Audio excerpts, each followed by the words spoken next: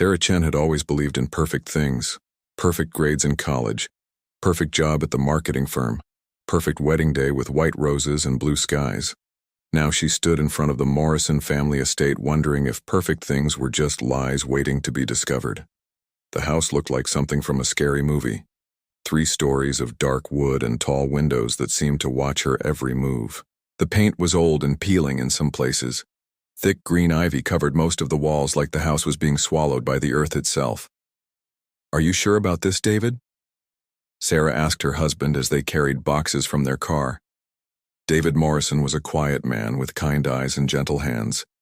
He worked as an architect and could draw beautiful buildings, but he never talked much about his own family home. Now Sarah understood why. "Mom needs us," David said softly. "She is getting old and this house is too big for her alone." Margaret Morrison appeared at the front door like she had been waiting there all morning. She was a tall, thin woman with gray hair pulled back tight. Her eyes were sharp and cold like winter ice. She looked at Sarah the same way people look at bugs they want to step on. "You are late," Margaret said. She did not help them carry anything. Inside the house was even stranger than outside. The walls were covered with old paintings of people Sarah did not know. Their eyes seemed to follow her as she walked. The floors were dark wood that creaked with every step. Everything smelled like old books and something else Sarah could not name. "Your room is upstairs," Margaret told them. "Second door on the right. Dinner is at 6 sharp. Do not be late." David nodded like a child being scolded. Sarah watched her husband change into someone she did not recognize. At home, he was confident and strong. Here, he seemed small and afraid.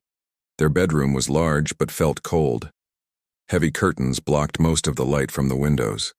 The bed was old with tall posts that reached toward the ceiling. Sarah touched the dark wood and felt a chill run through her fingers. "This was my room when I was young," David said. He sat on the edge of the bed and stared at the wall. "I used to have terrible dreams here." "What kind of dreams?" Sarah asked. David was quiet for a long time. When he spoke, his voice was different, distant. "I would dream about a woman calling my name. She sounded so sad, so lost. But when I would try to find her, she was never there." Sarah sat next to her husband and took his hand. It was cold even though the day was warm. "Maybe it was just because you were a child. Children have active imaginations." "Maybe," David said, but he did not sound like he believed it. That first night, Sarah could not sleep. The house made too many noises. Floors creaked when no one was walking. Doors seemed to open and close by themselves. The wind outside sounded like someone crying. Around midnight, she heard David talking in his sleep. She could not understand most of the words, but she heard him say, "She cannot know," over and over again. When she shook him gently, he woke up with a gasp. "What cannot I know?" Sarah asked. David looked confused, like he did not remember dreaming at all. "I do not know what you mean." The next morning, Sarah decided to explore the house while David and Margaret went to the doctor's. She started in the living room, which was filled with more old paintings. Most of them showed Morrison family members from different time periods. The men all looked similar to David with the same dark hair and serious eyes. But it was the women in the paintings that made Sarah feel strange. They all had the same sad expression, the same look of loss and pain. Even in their wedding pictures, they looked unhappy. Sarah climbed the stairs to the second floor. There were 6 bedrooms, but most of them were locked. At the end of the hall was a door with no handle, just a keyhole. Sarah tried to look through it, but it was too dark to see anything. On the 3rd floor, Sarah found something that made her heart race. It was a small room filled with boxes and old furniture. But covering one entire wall were photographs, hundreds of them, all of the Morrison family through the years. As Sarah looked closer, she noticed something strange. In many of the older photos, there were people who had been cut out, just empty spaces where someone used to be, like someone had taken scissors and removed certain family members from history. She picked up one photo from the 1960s. It showed a young man who looked exactly like David standing next to a woman, but the woman had been carefully cut away. Only her hand remained visible, resting on the man's shoulder. "What are you doing up here?" Sarah spun around to find Margaret standing in the doorway. The older woman's face was white with anger. "I was just looking around," Sarah said. "This is such an old house with so much history." "Some history should stay buried," Margaret said. Her voice was low and dangerous. "Some things are better left alone." Margaret stepped closer, and Sarah could smell her perfume mixed with something else. Something that reminded Sarah of hospitals. "These photos are private family business," Margaret continued. "I would prefer if you did not come up here again." "Of course," Sarah said quickly. "I was just curious about David's family." "David does not need to know about everything in his family," Margaret said. "Some knowledge only brings pain." That night, Sarah lay awake thinking about the cutout photos and Margaret's strange warning. Next to her, David tossed and turned in his sleep. Around 3 in the morning, he sat up suddenly with his eyes still closed. "She is calling again," he said in a voice that did not sound like his own. "She wants to tell me something important." "Who, David?" Sarah whispered. "Who is calling you?" But David lay back down without answering. In the moonlight coming through the window, Sarah could see tears on his face. Sarah knew then that something was very wrong in this house, something that went deeper than old wood and creaky floors. The Morrison family was hiding something big and dark, something that made women disappear from photographs and gave grown men nightmares. As she finally drifted off to sleep, Sarah heard what sounded like a woman crying somewhere in the walls of the old house. The sound was filled with such sadness that it made Sarah's own eyes fill with tears. She did not know it yet, but the crying woman was trying to tell her a secret that would change everything Sarah thought she knew about her perfect husband and his perfect family. The truth was waiting in the shadows of the Morrison house, and it was hungry to finally be heard. Sarah had been living in the Morrison house for 2 weeks when she first saw the woman in the mirror. It happened while she was brushing her teeth before bed. In the bathroom mirror, she caught a glimpse of someone standing behind her. A woman with dark hair wearing a blue dress from the 1950s. Sarah spun around, but no one was there. Just the empty bathroom with its old white tiles and clawfoot bathtub. When she looked back at the mirror, the woman was gone too. Sarah told herself she was just tired. Moving to a new house was stressful. Her mind was playing tricks on her, but the woman kept appearing. Always in mirrors. Always standing behind Sarah, never speaking but always watching with sad, desperate eyes. Sarah began to feel like she was losing her mind. The dreams started the next night. Sarah found herself walking through the Morrison house, but it looked different, newer. The walls were painted bright colors instead of the dark wood she knew. Furniture was arranged differently, and everywhere she went she could hear piano music. The same song played over and over again. A slow, sad melody that seemed to pull at Sarah's heart. She would follow the music through the dream house trying to find who was playing. But she always woke up before she could reach the piano. David was getting worse too. His nightmares came every single night now. He would sit up in bed and have full conversations with someone Sarah could not see. He would nod and shake his head like he was listening carefully to instructions. "Who are you talking to?" Sarah asked him one morning after a particularly bad night. David looked confused. "I do not remember talking to anyone." "You were having a conversation for almost an hour. You kept saying yes, mother, and I understand, mother." David went very still. "I do not have conversations with my mother in my sleep." "Your mother is alive, David. She lives downstairs." "No," David said quietly. "Not that mother." Before Sarah could ask what he meant, David left for work. But his words stayed with her all day. Not that mother. What did he mean by that? Margaret was the only mother David had ever mentioned. That afternoon, while Margaret was at her weekly bridge game, Sarah decided to explore more of the house. She had been thinking about the locked rooms on the 2nd floor. One of them had to contain answers about this strange family. Sarah found a set of old keys in the kitchen drawer. The 3rd key she tried opened the door at the end of the hall. Inside was what looked like a study or office. Heavy wooden desk, tall bookshelves, and filing cabinets that looked like they had not been opened in years. Sarah opened the first filing cabinet and found medical records. Lots of them. But not for David or Margaret. These records were for someone named Eleanor Morrison. The dates went from 1960 to 1985. Sarah read through them and felt sick to her stomach. Eleanor Morrison had been a patient at Hillview Psychiatric Hospital. The record showed she had been admitted in 1962 at age 20. The reason for admission was listed as postpartum depression and hysteria. But as Sarah read deeper, she found notes that did not make sense. Patient continues to insist she was committed against her will. Claims family members conspired to have her declared mentally unfit. Patient shows no signs of genuine mental illness, but remains agitated about alleged cover-up. Patient has given birth to healthy male child. Father listed as unknown on birth certificate. Patient claims father is family member, but this is likely delusional thinking. Recommend continued treatment. Patient must not be released until she agrees to remain silent about family matters. Sarah felt her hands shake as she read the last entry from 1985. Patient died during routine medical procedure. No family members claimed the body.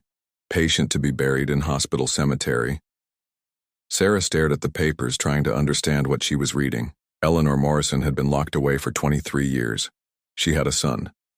A son who was born in 1962. David had been born in 1962. Sarah looked through more files and found birth certificates. 2 of them. Both with David's name but different dates. One said he was born to Margaret Morrison. The other said he was born to Eleanor Morrison. At the bottom of the filing cabinet, Sarah found a small wooden box. Inside were letters, dozens of them written in careful handwriting on hospital stationery. They were all addressed to my dearest son. Sarah opened one letter and began to read. My precious boy. Today you turned 5 years old. I wonder if anyone told you about your real mother. I wonder if you know that I think about you every single day. They tell me I am sick, but I know the truth. I know why they keep me here. The family secret must be protected even if it destroys innocent people. I hope someday you will learn what really happened.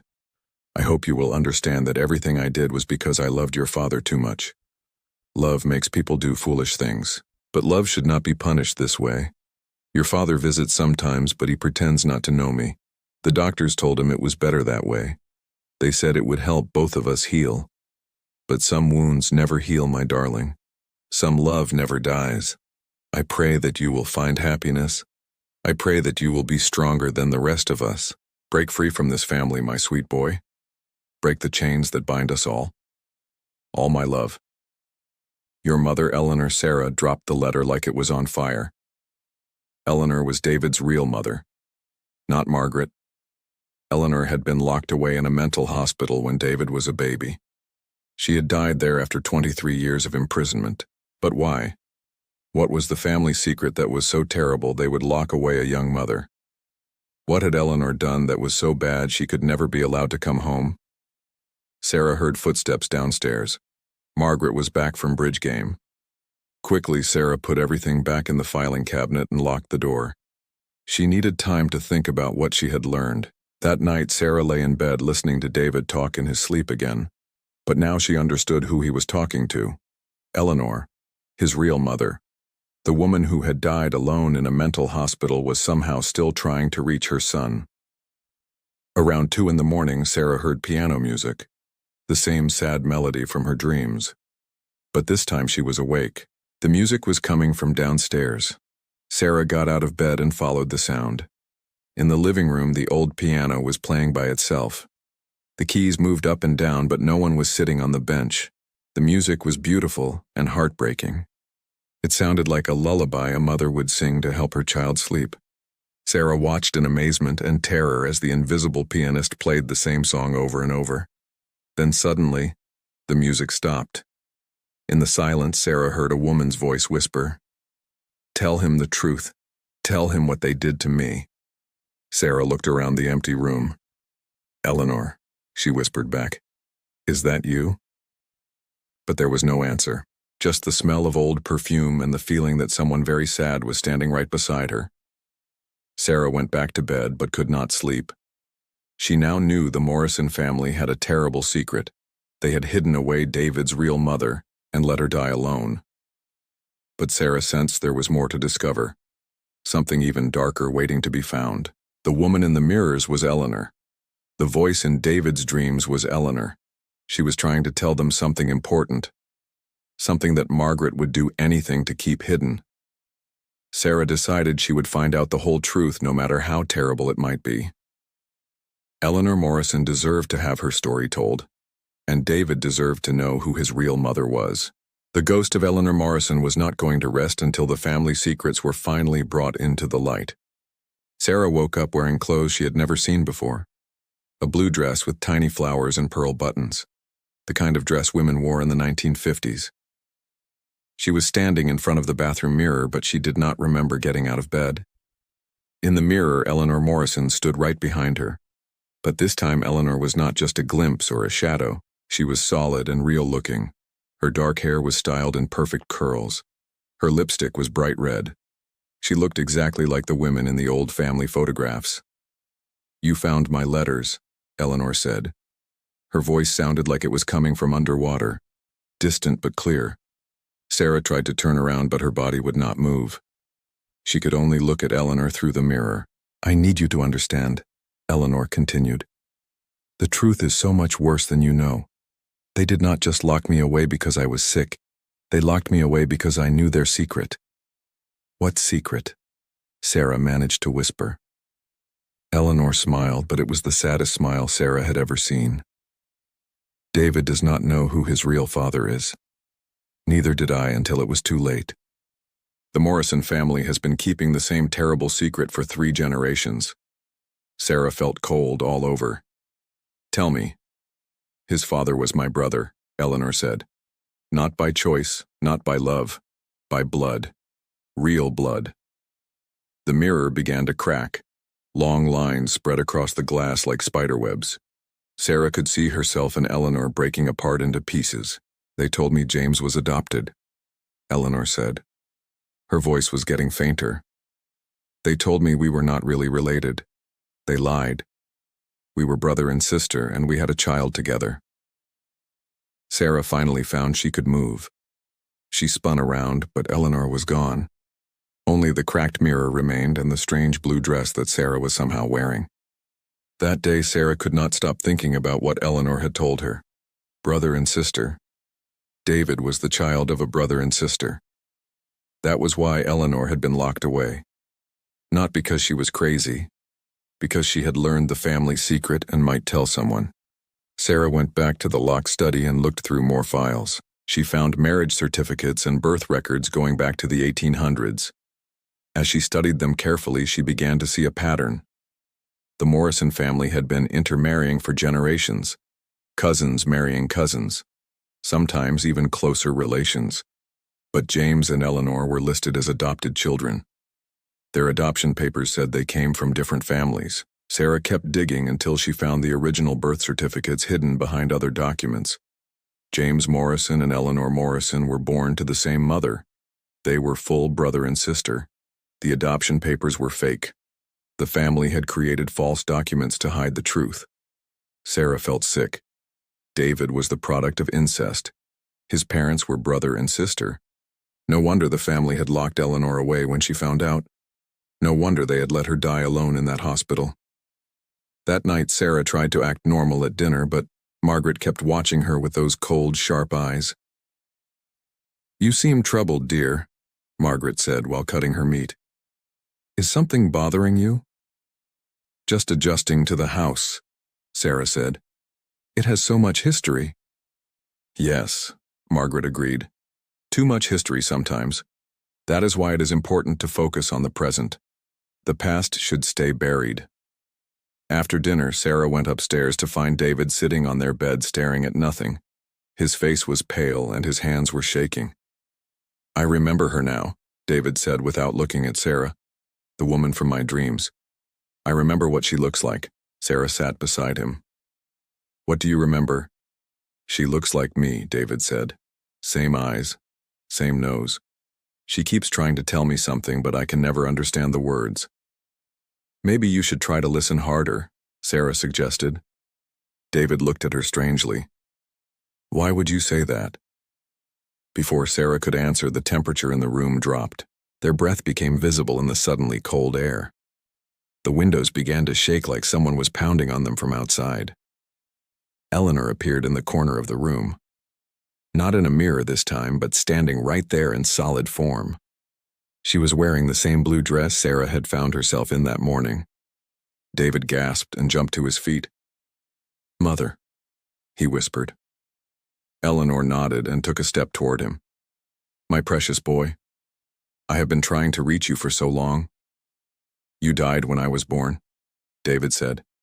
"Margaret told me you died giving birth to me." Eleanor shook her head sadly. "Margaret lied about everything. I did not die in childbirth. I lived for 23 more years, 23 years locked away where you could never find me." The room began to change around them.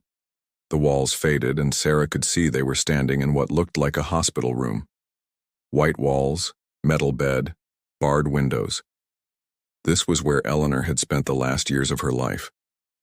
"They committed me because I learned the truth about your father," Eleanor said. "James was not just my husband. He was my brother, my real brother. We shared the same mother." David staggered backward. "That is impossible. The family records show you were both adopted." "The family records are lies," Eleanor said. Her voice was getting stronger. "They have been falsifying documents for decades to hide their crimes." Objects in the room began to move on their own. Books flew off shelves, pictures fell from walls. The mirror above the dresser shattered completely. "I was pregnant with you when I learned the truth," Eleanor continued. "I wanted to leave. I wanted to take you far away from this cursed family. But they stopped me." Sarah watched in terror as furniture slid across the floor. The supernatural activity was stronger than anything that had happened before. Eleanor was growing more powerful as she told her story. "They had me declared mentally unfit," Eleanor said. "They said I was having delusions. They took you away the day you were born and I never saw you again." David fell to his knees. "That means You are the innocent victim of their evil," Eleanor said firmly. "None of this was your choice. None of it was your fault." The paranormal chaos stopped suddenly. The room returned to normal, except for the broken glass and moved furniture. Eleanor knelt beside her son and tried to touch his face, but her hand passed through him like smoke. "I forgive you for not knowing," she said. "I forgive you for believing their lies. But now you must help me stop them from hurting anyone else." "How?" David asked through his tears. Eleanor looked at Sarah.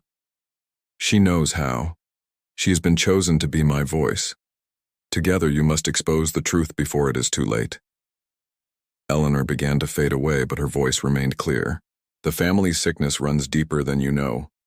Margaret is not finished protecting their secrets. She will do anything to keep you quiet, even kill." Eleanor disappeared completely, but the smell of her perfume lingered in the room. Sarah and David sat in shocked silence, surrounded by the evidence of supernatural power. David looked at his wife with haunted eyes. "My parents were brother and sister. I am a monster."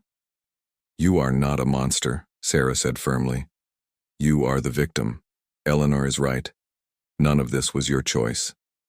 But Sarah was terrified about what Eleanor had said.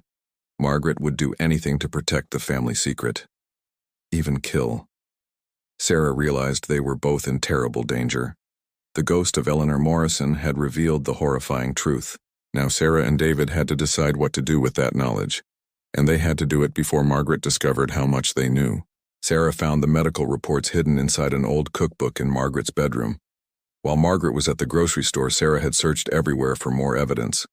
The reports were from a doctor who had examined Eleanor in 1962.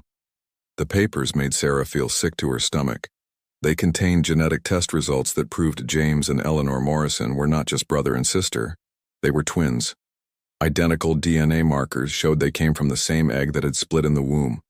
David was not just the child of siblings, he was the child of twins, the closest possible genetic relationship between two people. Sarah sat on Margaret's bed reading the horrible truth. The doctor had written notes in the margins explaining that children born from twin parents often had severe birth defects, heart problems, brain damage, mental illness. David had been lucky to be born normal at all. But the worst part was the last page. A letter from Margaret to the doctor dated just 1 week after David's birth. Dr. Williams, thank you for agreeing to keep this matter private. As we discussed, the family reputation must be protected at all costs. Eleanor has been committed as planned and will remain there permanently. The child believes his mother died in childbirth. He must never learn the truth about his parentage. I am enclosing payment for your silence as agreed. If you ever speak of this matter, the Morrison family lawyers will destroy your career. The boy will be raised believing he is my son. All records have been changed to support this story. Eleanor Morrison never existed as far as the world is concerned. Sincerely, Margaret Morrison. Sarah realized Margaret was not David's grandmother. She was his aunt. James Morrison had been her brother. Margaret had helped cover up the incest and had stolen Eleanor and James' son to raise as her own. That night, Sarah tried to tell David what she had learned, but before she could speak, the house began to shake. Not like an earthquake, like something inside the walls was trying to break free. All the portraits in the hallway started moving. The painted eyes followed Sarah and David as they walked. Some of the people in the pictures began to move their mouths like they were trying to speak. Eleanor appeared in the living room, but she was not alone. Other figures stood beside her. Men and women in old-fashioned clothes. They all had the same desperate look in their eyes. These are the other victims, Eleanor said, pointing to the spirits around her. The Morrison family has been committing these crimes for over 100 years. An old man in a military uniform stepped forward. I am Thomas Morrison. I was forced to marry my own sister in 1890. Our children were born damaged. Most died in infancy. A young woman in a wedding dress spoke next. I am Catherine Morrison. They made me marry my first cousin in 1925. I killed myself rather than have children with him. More spirits appeared. Each one told the same story. Forced marriages between family members. Children who were born sick. People who tried to escape and were silenced. The family believed they were keeping their bloodline pure, Eleanor explained. They thought they were special. Better than other people. They did not care about the damage they caused. David listened to the parade of family ghosts with horror. How many? He whispered. Dozens, Eleanor said. Maybe hundreds. The Morrison family has been destroying lives for generations, and Margaret has been helping cover it up the entire time. Suddenly all the spirits disappeared except Eleanor. The house became very quiet. Too quiet. She knows, Eleanor said urgently. Margaret knows you have been learning the truth. She is coming. The front door slammed open. Margaret stood there holding a large kitchen knife. Her face was twisted with rage. She looked like a completely different person, wild and dangerous. I told you to leave the past alone, Margaret screamed at Sarah. I told you some things should stay buried. Margaret advanced toward them with the knife raised. David is my son now. I raised him. I protected him. I will not let you destroy everything I have built. David stepped in front of Sarah. Margaret, stop. We know the truth about Eleanor. We know what the family did. Eleanor was a sick girl who would have ruined us all. Margaret spat. She would have told everyone about James. She would have exposed our bloodline. I saved this family by getting rid of her. You murdered her, Sarah said. You kept her locked up until she died. Margaret laughed, but it sounded more like screaming. I did what was necessary, just like my mother did before me, just like her mother did before her. Someone has to protect the Morrison name. The temperature dropped again. Ice began forming on the windows. Eleanor materialized right behind Margaret. You killed more than just me, Eleanor said. Her voice was full of fury. Tell them about the others. Margaret spun around and saw Eleanor. The knife fell from her hands. You are dead. I watched you die. Death cannot stop the truth, Eleanor said. She was glowing now with an otherworldly light. Tell them about David's sister. Sarah gasped. David has a sister. Margaret backed against the wall. No, that child was taken care of. She was given away. Where is she? David demanded. Where is my sister? Far away, Margaret said. Safe from this curse. She will never know what she is. Eleanor raised her hands and every piece of glass in the room exploded. Windows, mirrors, picture frames. Glass flew everywhere but somehow did not cut anyone. Her name is Rebecca, Eleanor said. She lives in California. She has children of her own now. Children who carry the Morrison blood. David fell into a chair. I have a sister. I have nieces and nephews. The genetic damage does not always show in the first generation, Eleanor continued. Sometimes it waits. Sometimes it appears in grandchildren or great-grandchildren. Rebecca needs to know the truth about her bloodline. Margaret suddenly lunged for a piece of broken glass. I will not let you destroy everything, she screamed. But before she could reach the glass, Eleanor stepped between them. The ghost grabbed Margaret by the throat with hands that were solid as stone. You have protected these secrets long enough, Eleanor said. Your time as guardian of this evil is over. Margaret gasped and clawed at Eleanor's hands but could not break free. The family must survive. The bloodline must continue. The bloodline ends now, Eleanor said. No more victims. No more lies. No more children born into this curse. Eleanor squeezed tighter and Margaret collapsed to the floor. She was not dead, but she could not speak or move. Eleanor turned to David and Sarah. You must find Rebecca. You must warn her about her children. The Morrison genetic curse must not be allowed to continue. David nodded through his tears. I will find her. I will tell her everything. Eleanor smiled for the first time since Sarah had been seeing her. Thank you, my precious boy. Thank you for finally listening to your mother. Eleanor began to fade, but her voice remained strong. The house must be destroyed. Burn it all. Let the flames cleanse this place of its evil history. As Eleanor disappeared completely, Margaret began to convulse on the floor. Foam came from her mouth and her eyes rolled back. The shock of seeing Eleanor and learning that her secrets were finally exposed had broken something in her mind. David called for an ambulance, but Sarah knew Margaret would never recover. The weight of keeping such terrible secrets for so long had finally crushed her completely. Sarah and David held each other as they waited for help to arrive. They had learned the full horrible truth about the Morrison family. Now they had to decide how to use that knowledge to prevent more victims. The ghost of Eleanor Morrison had finally gotten her revenge. But the story was not over yet. There was still Rebecca to find. Still children who needed to be warned about their dangerous genetic heritage. The Morrison family curse would end with David and Rebecca. Sarah and David would make sure of that. Margaret survived the ambulance ride to the hospital, but her mind was completely broken.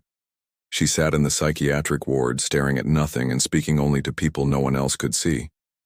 The doctor said she was having conversations with dead family members. Sarah and David spent 3 days going through every document in the Morrison house.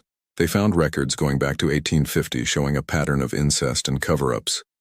Birth certificates had been changed. Marriage licenses had been falsified. Death certificates had been forged. The Morrison family had been committing genetic crimes for over 150 years. On the 4th day, Sarah made a discovery that changed everything. Hidden in the basement behind a false wall were photographs. Not the cut-up family photos from upstairs. These were medical photographs. Pictures of Morrison children who had been born with severe birth defects.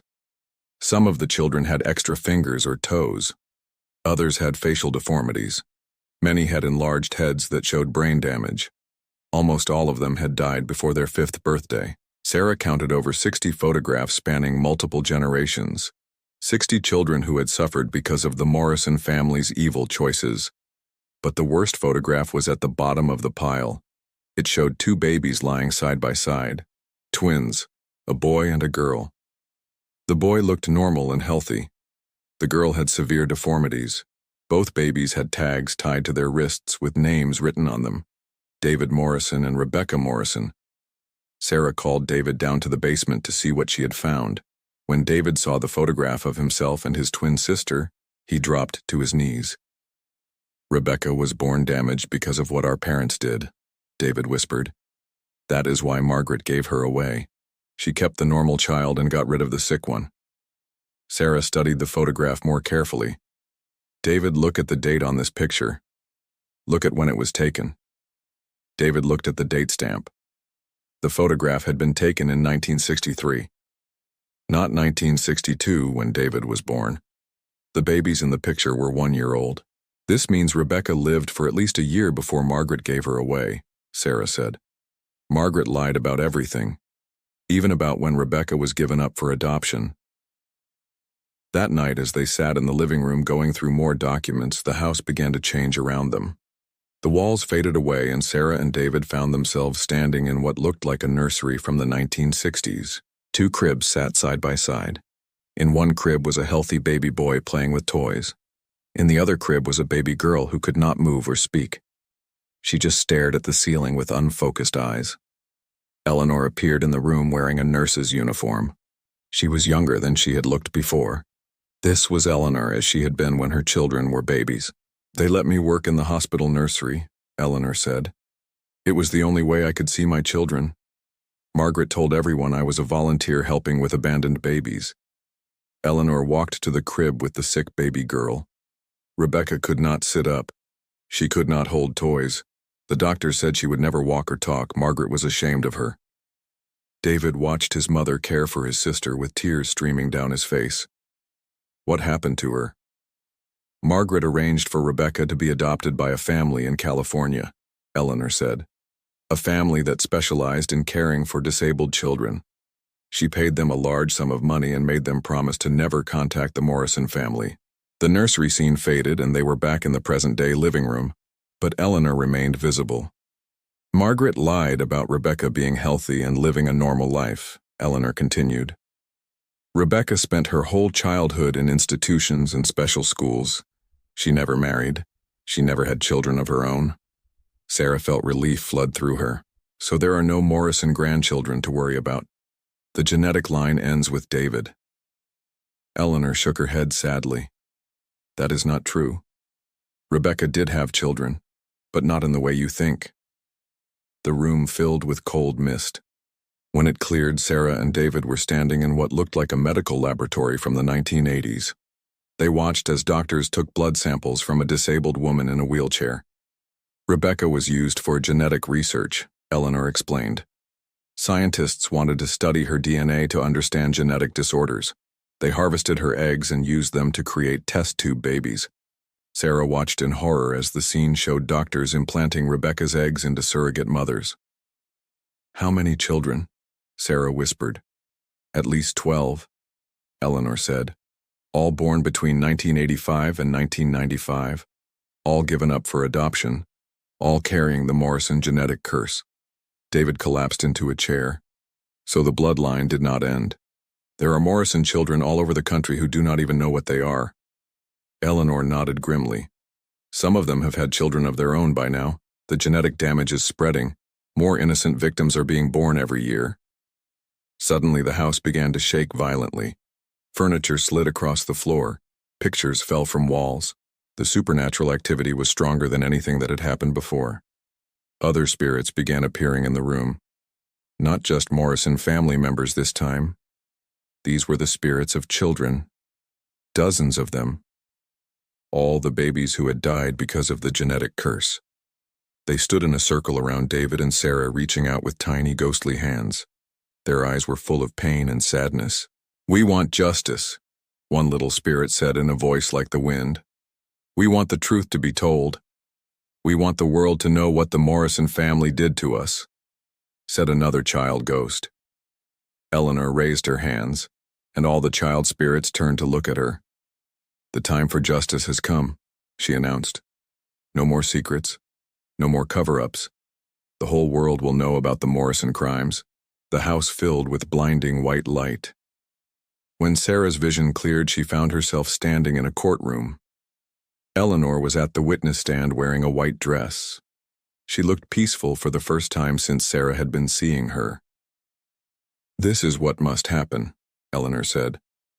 "All the evidence must be given to the police. All the victims must be found and told the truth. The Morrison name must be exposed for what it really is." The courtroom vision faded and they were back in the living room. But now the room was filled with boxes of documents that had not been there before. Every secret file, every hidden photograph, Every piece of evidence needed to expose the truth. Eleanor walked to David, and this time when she reached out to touch his face, her hand was solid and warm. "My brave boy," she said. "You have the power to end this curse forever. Will you help me save all the innocent children who do not know they are in danger?" David took his mother's hand. "Yes, I will tell the world everything. I will find every victim and warn them about their genetic heritage." Eleanor smiled and kissed her son's forehead. "Then my work is almost finished. There is just one more thing that must be done." Eleanor turned to look at Sarah. "You are pregnant," she said simply. Sarah gasped. She had not told anyone. She had only found out that morning when she took a pregnancy test. "The baby carries Morrison blood," Eleanor continued. "You must decide what to do with that knowledge." Sarah felt her world collapse around her.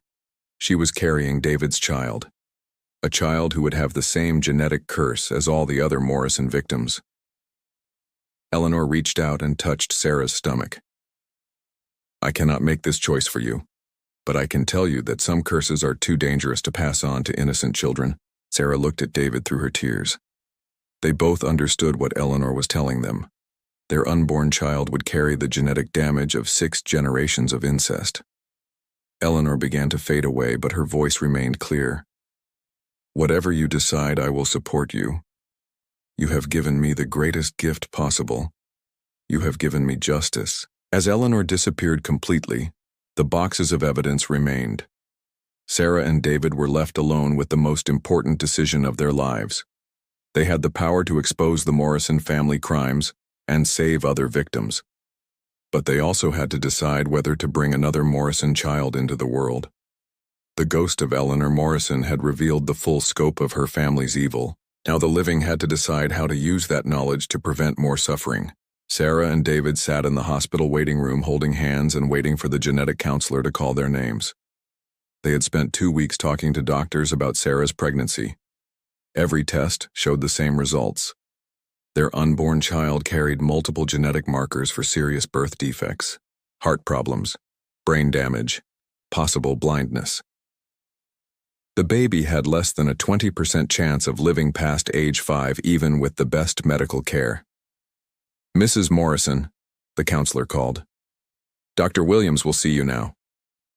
They walked into the small office together. Dr. Williams was a kind woman with gray hair and gentle eyes. She had been helping families deal with genetic disorders for 30 years. "I have reviewed all your test results," Dr. Williams said carefully. "The genetic profile of your baby shows some very unusual patterns. These markers suggest inbreeding over multiple generations." David squeezed Sarah's hand. "We know about our family history, doctor. We recently learned the truth about our genetic background." Dr. Williams nodded. "Then you understand the difficult choice you are facing. Babies with this genetic profile rarely survive. Those who do survive often have severe disabilities." Sarah wiped tears from her eyes. "What would you recommend?" "That is not my decision to make," Dr. Williams said gently. "But I can tell you that in 30 years of practice I have never seen a genetic profile this damaged. The kindest thing might be to prevent more suffering." That afternoon, Sarah and David drove home to the Morrison house. They had decided to stay until all the legal matters were finished. The police were using the house as evidence in their investigation of the family crimes. Detective Rodriguez had been assigned to the Morrison case. He was a patient man who listened carefully as David told him the whole story. The detective had trouble believing some parts of the story until David showed him all the evidence. "This is the largest case of document fraud I have ever seen," Detective Rodriguez said as he looked through boxes of falsified records. "Your family falsified birth certificates, marriage licenses, death certificates, and medical records for over 100 years. What will happen now?" David asked. "We are reopening every suspicious death in Morrison family history," the detective explained. "We are also working with adoption agencies to track down all the children who were given away. Those people deserve to know about their genetic heritage." David had already started his own search for Morrison victims. Using the internet and genealogy websites, he had found contact information for 8 of the 12 children born from Rebecca's eggs. Most of them were now adults with children of their own. The phone calls were the hardest thing David had ever done. How do you tell someone that they are the product of genetic experiments? How do you explain that their children might be in danger because of genes they never knew they carried? But David made every call. He explained the Morrison family history to each person he found. Some of them hung up thinking he was crazy. Others listened and asked for copies of the medical records. 3 of the Morrison descendants had children who were already showing signs of genetic disorders. Learning about their family history helped doctors understand what they were dealing with. 2 weeks after meeting with Dr. Williams, Sarah and David made their decision. They chose to end the pregnancy.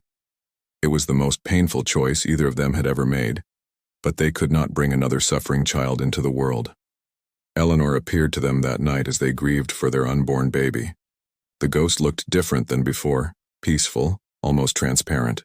"You made the right choice," Eleanor said softly.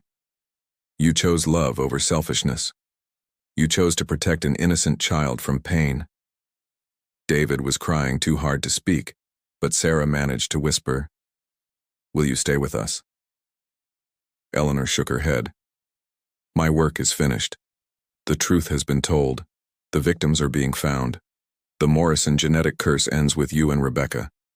Eleanor began to glow with warm white light. "I can finally rest knowing that no more children will suffer because of my family's evil choices."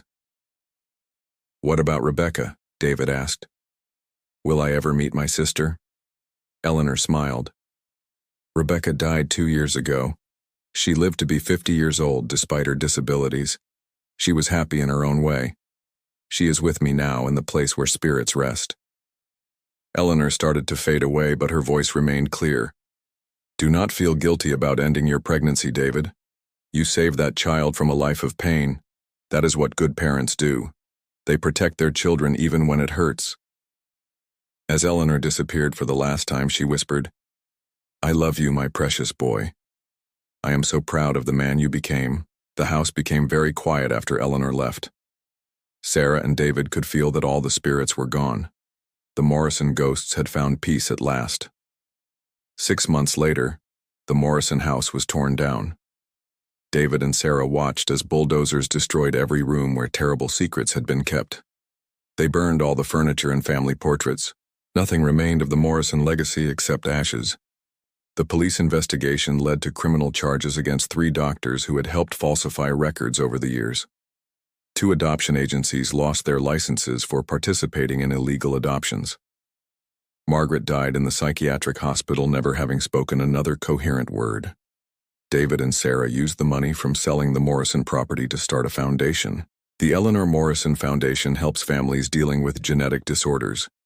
They provide genetic counseling and support for people who discover dangerous family histories. They also work with adoption agencies to ensure that children are given accurate medical information about their biological families. No more children should grow up not knowing about genetic risks that could affect their own children. Sarah and David eventually had another child through adoption. They chose a little girl whose biological parents had no family history of genetic disorders. They named her Eleanor. David keeps one photograph from the Morrison house. It shows his real mother Eleanor as a young woman before the family destroyed her life. Eleanor is smiling in the picture. She looks happy and hopeful. She deserved better. David often says when he looks at the photograph, all of them deserve better. Sarah and David travel around the country speaking at medical conferences about the importance of accurate family medical histories. They tell Eleanor's story to doctors and genetic counselors who work with families facing difficult decisions. Sometimes during these presentations, Sarah feels a warm presence standing beside her.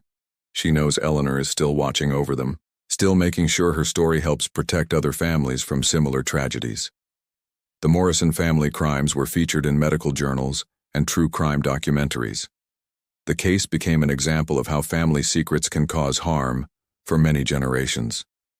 David and Rebecca were the last generation of Morrison victims. The genetic curse that had destroyed so many lives finally ended with them. Eleanor Morrison had waited 60 years for justice. She had remained as a ghost until someone was brave enough to tell her story. Sarah and David gave her that voice. Now Eleanor rests in peace, knowing that her death was not meaningless. Her story saves lives. Her truth protects children. Her love for her son finally conquered the evil that had controlled her family for so many generations. The Morrison house is gone, but Eleanor's legacy lives on. Every family that receives genetic counseling because of her story, every child that is protected from hereditary disease, every person who chooses truth over family secrets.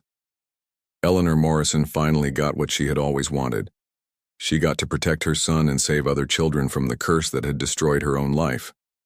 Sometimes the dead are more powerful than the living. Sometimes justice comes from beyond the grave. Sometimes love is stronger than death itself. The ghost of Eleanor Morrison proved all of these things to be true.